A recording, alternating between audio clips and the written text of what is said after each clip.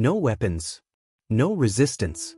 And still, he was pulled over, because of a fedora, a crisp overcoat, and the color of his skin.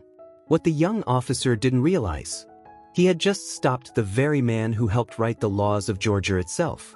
Welcome to Mr. 7 Stories. If this is your first time here, drop a comment and let us know where you're watching from. We'd love to hear from you. And if powerful stories like this matter to you, don't forget to like, subscribe, and follow. We bring you a new story every day. Now, let's follow the moment that Crestwood Heights would never forget. Early morning in Crestwood Heights, Georgia, wasn't anything out of the ordinary, just another quiet southern town where the sun filtered through moss-draped oak trees, and everything seemed to move as if time itself was taking a leisurely stroll. But for Nolan Breck, a 35-year-old patrol officer, it was never just a morning.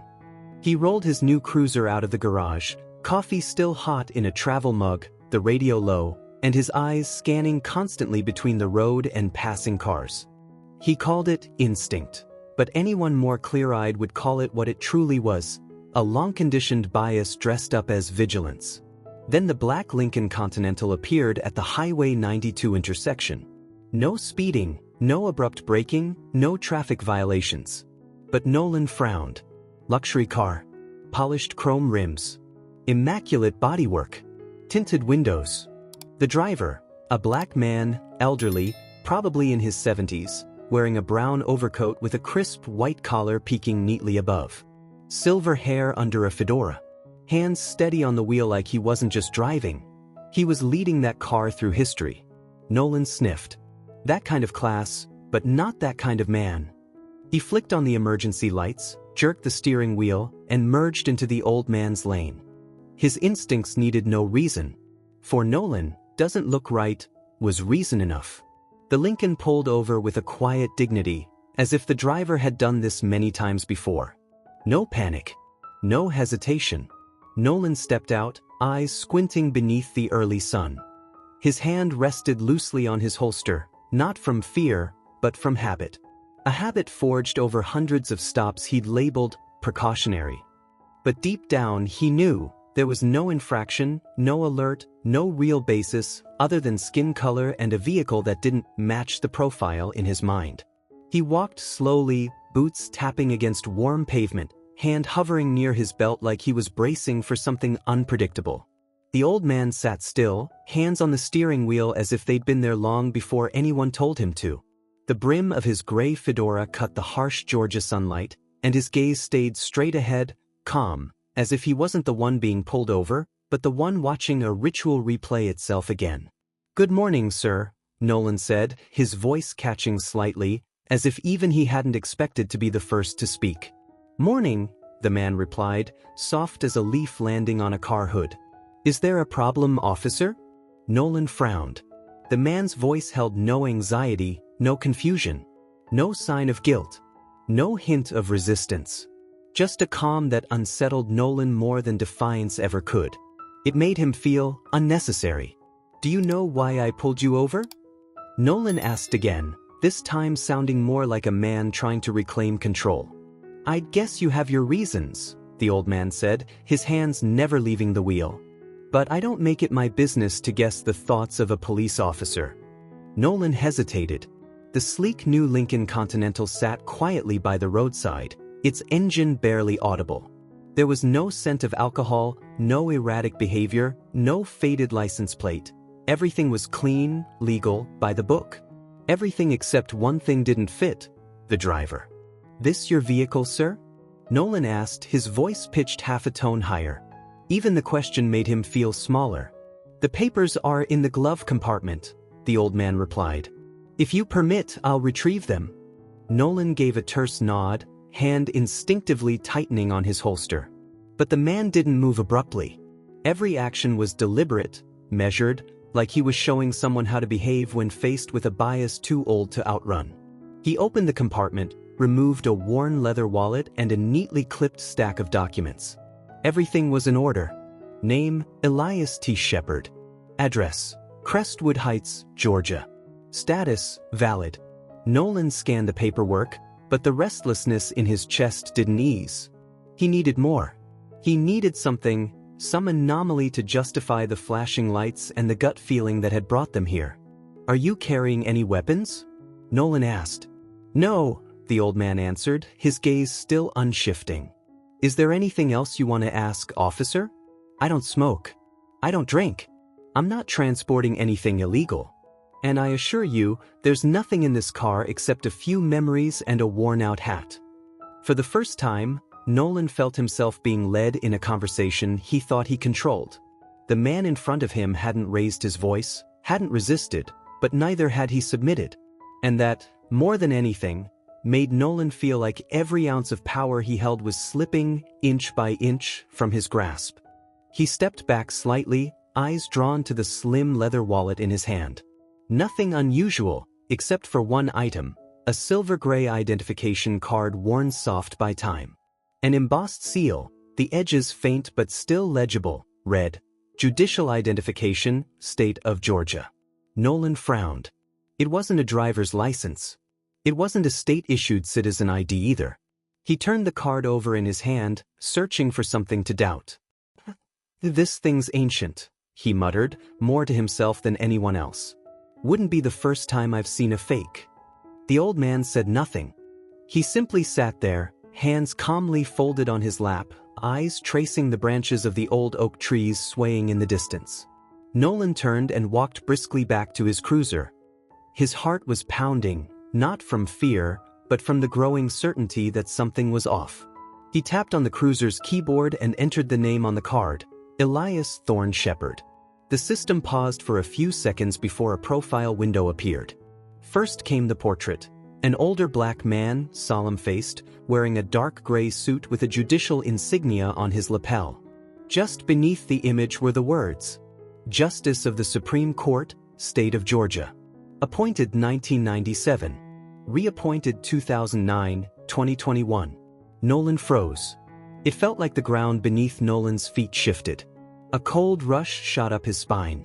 He scrolled further down the screen, scanning a series of links attached to the profile, major rulings on criminal justice reform, legislation dismantling implicit bias in court proceedings, and a keynote speech at Harvard Law titled, "Equality Before the Law, Not Just a Promise." At the bottom, a line stood stark and unadorned. Elias T. Shepard co-authored the Executive Justice Act of 2003, one of the foundational legal frameworks for modern law enforcement protocols. Nolan was speechless. His hand trembled slightly as he picked up the ID card again, a piece of worn leather that moments ago had seemed ordinary, now suddenly sacred. Every assumption, every preset notion he had carried into this traffic stop, from the luxury car to the man's unshaken composure, was flipped on its head. He hadn't just pulled over an elderly black man. He had pulled over a living pillar of the very justice system he'd sworn to uphold. Nolan remained quiet. The morning air of Crestwood Heights no longer bit at his skin, but instead seemed to press into his chest. The name, Elias Thorne Shepard, echoed in his mind, not like a celebrity's name, but like a sentence already delivered. Irrefutable. "I was just doing my job," Nolan whispered, as if trying to convince himself of it. Mr. Shepard looked at him. "There's nothing wrong with doing your job," he said. "As long as your job doesn't mistake instinct for justice." Nolan bowed his head, a gesture he had once demanded of hundreds. Now it returned to him like a merciless mirror. Just then, across the street, a young brown-skinned woman pushing a stroller along Millstone Avenue came to a stop. Her eyes landed on Elias, sitting poised in his black Lincoln Continental, still as stone, gaze unwavering and forward. She glanced at Nolan, now inside his cruiser, furrowed brow, papers in hand, mumbling as if trying to make sense of something that refused to align. She didn't start recording immediately. She stood for a few seconds, as if her instincts sensed something off. Then she pulled out her phone, tapped record, and began to film, not with commentary, not with effects. Just an image, an old black man sitting motionless beneath the scrutiny of a young white officer still clinging to a posture of control.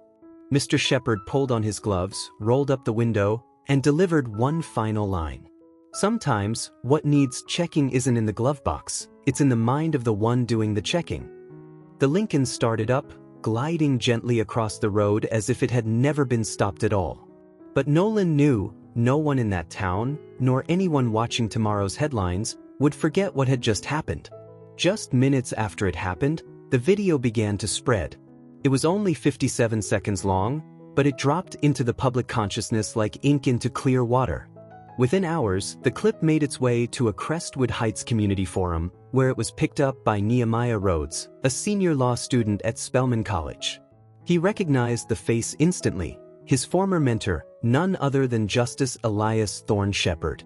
Without hesitation, Nehemiah posted a short tweet. "That's him. The man who once stood before Congress defending the right to equal treatment under the law.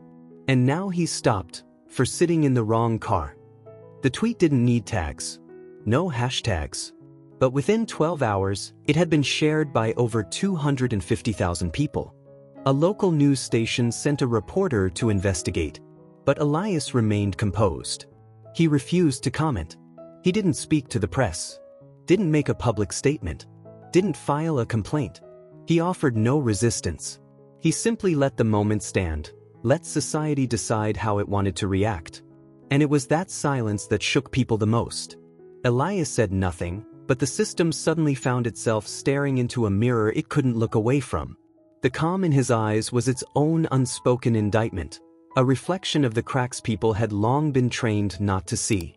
In legal circles, one question began to circulate with growing urgency. If the man who helped build the system can be stopped because of the color of his skin, what faith can we have in justice at all? In less than 72 hours after the video of Officer Nolan Breck's traffic stop went viral, the town of Crestwood Heights could no longer pretend it hadn't seen. The image of the old man in a gray fedora, hands on the steering wheel, gaze steady into the camera, was paired across social media with the caption, "76 years old. Not angry. Not afraid. Just waiting for you to look in the mirror." That image became a symbol. But it was also a spark, one that ignited a system long insulated by policy manuals and tidy reports. The Crestwood Heights Police Department immediately placed Officer Nolan Breck under internal investigation. But this had already grown beyond one man. The media quickly unearthed Breck's service history, over 380 traffic stops in just 3 years, with more than 70% targeting people of color, nearly 4 times the state average. Complaints once buried, about rude conduct, gut-feeling stops, and subjective suspicion, were now being reopened, this time by an independent oversight team under the U.S. Department of Justice. No one could have imagined that a traffic stop lasting less than 10 minutes would trigger such a seismic reckoning. But this time, it wasn't just the community waking up. It was the system staring at itself for the first time. Human rights groups quickly launched an online movement called #AdministrativeAccomplice, a phrase meant to indict not just the officer who pulled the trigger, but those who handed him the weapon and looked the other way. Tweets spread like wildfire, a silent rebellion without bullhorns. You don't have to beat someone to do harm. You just have to nod and forward the paperwork. The problem didn't start with Nolan. It started with the people who read his reports and asked no questions. If your promotion depends on staying quiet, then you're being paid with someone else's pain. The mayor's office called an emergency meeting. Case files once marked insufficient evidence were suddenly reopened. The entire Internal Affairs Unit was ordered to coordinate with federal investigators. A string of leaked internal emails revealed that as early as 2021, warnings had been raised about Nolan's pattern of biased traffic stops, warnings that were temporarily deferred due to lack of severity. Now, that phrase, temporarily deferred, was no longer a justification. It was evidence. And the spotlight was no longer just on Nolan. The people began asking louder questions. Who signed off on letting him stay on patrol? Who received his monthly reports and still gave him a high-efficiency award? This was no longer about a luxury car and a quiet old man. It had become a rupture, one that fractured the illusion of a system once thought sealed behind protocol and paperwork. Because the man they tried to make feel small was the one who wrote the very first lines of the ethical charter they framed on their walls, but never truly read. 1 week after the traffic stop video went viral, the main conference room at the Crestwood Heights Police Department was packed. Not for a press briefing, but because silence was no longer a shield. For the first time in years, officers in the room didn't avoid each other's eyes. Everyone knew the investigation wasn't just about Nolan Breck anymore. Officer Judy Renz, who'd partnered with Nolan on patrol for 18 months, stood and spoke before federal inspectors. Her voice was steady, but each word cut through the veneer of long untouched trust. I watched him pull over an elderly Haitian woman once, just because her license plate was a bit faded. She cried, barely spoke English. He wrote her up anyway. I wanted to speak up, but the lieutenant shook his head. Said, "Don't bring trouble on yourself." At the back of the room, Sergeant Mark Delaney quietly placed a personal hard drive on the table. It held years' worth of internal emails he'd saved. One, dated June 4, 2022, was titled, "Regarding Officer Breck, Signs of Emotionally Biased Targeting." Recipient, Head of HR. Sender, Mark Delaney. Attached, dashcam footage of Nolan pulling over a black college student in a hoodie, saying he looked like someone who'd been wanted. The video was never entered into any case file. The email was never answered. That same week, the Crestwood Daily Ledger published an investigative report that was shared millions of times. The headline quoted a leaked internal meeting. I heard, but I didn't want to lose my performance points. In response, schools began using the story in civics class. A high school teacher wrote that quote on the board and asked her students, "If everyone says this, then who's left to speak up?" On Twitter, the hashtag I did know spread like wildfire. Citizens began sharing moments when they had seen injustice and said nothing. One user wrote, "I saw my Asian friend get denied service at a restaurant. I turned away. Not again." In downtown Crestwood Heights, an old barbershop on Main Street taped a handwritten message to its mirror, "You can't fix wrong by staying quiet." And in a quiet office at the Federal Institute of Law, a young policy researcher put down her coffee, opened the file marked Elias Thorne Shepard, and whispered a sentence she never expected to say within the walls of government. Silence is no longer a neutral choice. It's part of the record. From that moment on, no one in the system could credibly say, "I didn't know." Because now, society was answering for them. You knew. You just chose not to speak. The following month, a small classroom at Crestwood Heights High School launched the first session of a new elective called Unwritten Questions. On the whiteboard, the young teacher, Marissa Clay, wrote the opening line. "If following the law still hurts someone, is it truly justice?" The classroom was silent. Not because the question was too hard, but because, for the first time, students were allowed to wonder without being shackled by the words right or wrong. A boy named Jalen, seated in the back row, raised his hand. "If police are trained to suspect everyone," he asked, "who trains them when to stop?" No one could answer that.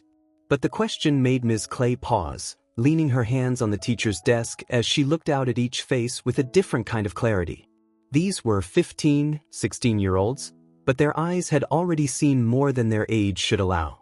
At that very moment, inside the auditorium at Georgia State Law School, a self-organized forum titled "Justice and the Price of Silence" was being live-streamed to over 300,000 viewers. A senior student named Carlos did what no one expected. He printed and brought to the stage every publicly available record of dismissed violations within the Crestwood Police Department over the last 10 years, 146 pages in total. When he placed the stack at the center of the podium, the room went still. Carlos didn't shout. He simply said, "Every page is a person. Someone who was spoken to with a stare instead of their name. Someone pulled over for driving too well. If law is the spine, then ethics is the heartbeat. And this heart has been out of rhythm for far too long." In nearby Maplewood, a first-grade teacher asked her students to draw the face of justice. A white girl drew an old man in a fedora and wrote underneath. He didn't have to say anything, just standing there made others feel ashamed. No one told her his name was Elias Thorne Shepard. But the story had traveled farther than the man. From Chicago to Savannah, from classrooms to courtrooms, unanswerable questions started to appear on bulletin boards, in workbooks, and etched on park benches. And the most powerful shift wasn't the answers. It was that people had started asking. 3 weeks later, inside a small office on the 3rd floor of the Crestwood Heights Police Department, Nolan Breck sat alone in front of an old webcam. The weak afternoon light filtered through the blinds, casting shadows across his face like the silhouette of something unresolved. There was no anchor, no producer, just him, a cup of cold coffee, and himself. He didn't wear a uniform, just a pale blue button-down, top undone, shoulders slouched as if he'd let go of the stance he'd held for years. The red light blinked. Nolan took a slow breath. "I used to think following procedure was enough," he began, his voice dry and paper-thin. "I didn't threaten. I didn't curse. I didn't use force. But I did something worse. I questioned a man's dignity simply because he didn't match the kind of person I was used to seeing in a black Lincoln." He wasn't reading from a script. He didn't look down. He didn't try to defend himself. He just looked into the lens, and for the first time, stopped trying to prove anything. "I pulled over Elias Thorne Shepard not because of a violation, but because something in me assumed that an elderly black man, well-dressed, driving a luxury car, was unusual. That wasn't instinct. That was prejudice I was raised with." The words fell not like confession, but like truth arriving late, truth that still insisted on being heard. He paused for a beat. "I'm not recording this to be forgiven. I'm recording it because if I stay silent, I'll just be another part of the machine that's crushed too many lives while still believing it was carrying out justice." The video was 3 minutes and 19 seconds long. No effects. No music. But after being posted by a non-profit organization that monitors police conduct, it spread like wildfire. Some praised the courage. Others said, "Too late." But the most striking comment came from a user named simply J. Shepard. "Some apologies don't need to be forgiven. They just need to be heard long enough not to be repeated." No new laws were passed in Crestwood Heights. No press conferences. No banners strung across the streets. But something strange began to happen. Things changed, bit by bit. A young bank teller downtown started asking elderly customers how to pronounce their names instead of assuming. A mail carrier in Westfield began knocking gently instead of slipping citations into mail slots. And at a small bookstore on the corner of Appleton Street, the owner, Mr. Martin, built a wooden shelf engraved with, "We don't just sell books. We listen to every story that walks in." No one told them to do these things. They just didn't want to return to that feeling. The one that settled over them as they watched Nolan's confession. The one that pierced through the screen in Judge Elias Thorne Shepard's calm, razor-sharp gaze. It wasn't an incident. It was a mirror. And people had seen themselves in it. In a middle school classroom in Crestwood, a teacher asked students to write about a moment when you saw someone being treated unfairly and did nothing. A light-haired boy submitted a blank sheet with a single sentence. "Next time, I won't stand still." No one told him to write that. No one demanded it. But when a story runs deep enough to stir the silence in others, it stops being personal. It becomes an unspoken manual for how a society wants to move forward. Not out of obligation, not out of fear, but because people simply didn't want to look away anymore. Judge Elias Thorne Shepard never appeared on camera. He didn't attend panels, didn't write a memoir, didn't speak at awards galas. But in every place he once passed through, people now pause, just for a moment, to listen to the silence. At the hallway of the Crestwood Heights County Courthouse, a wooden chair was placed with no nameplate, just an inscription carved into the backrest. For those who made the system stop and see itself. Each week, a group of law students sits there, not to debate, but to learn how to listen to what has never been said. On educational forums, a new phrase began to circulate, the Shepard question. A question with no clear answer, but one that forces the listener to face themselves. Not because he ever asked it, but because his quiet presence made it impossible to ignore. There was no hashtag strong enough, no campaign wide enough. But in classrooms, in boardrooms, even inside police stations, people began asking an old question with a new lens. Am I truly seeing the person in front of me, or just what I expect to see? And slowly, They stopped calling him Judge Shepard, not because they forgot his name, but because the title was no longer big enough to contain what he left behind. He became a silence, the kind that, when it enters a room, makes everyone else adjust the volume of their own voice. Not everyone agreed, but everyone understood. Justice, after that day, could no longer be defined by law alone. It would be measured, too, by how one man chose to hold on to his dignity, even when questioned by those who had sworn to protect it.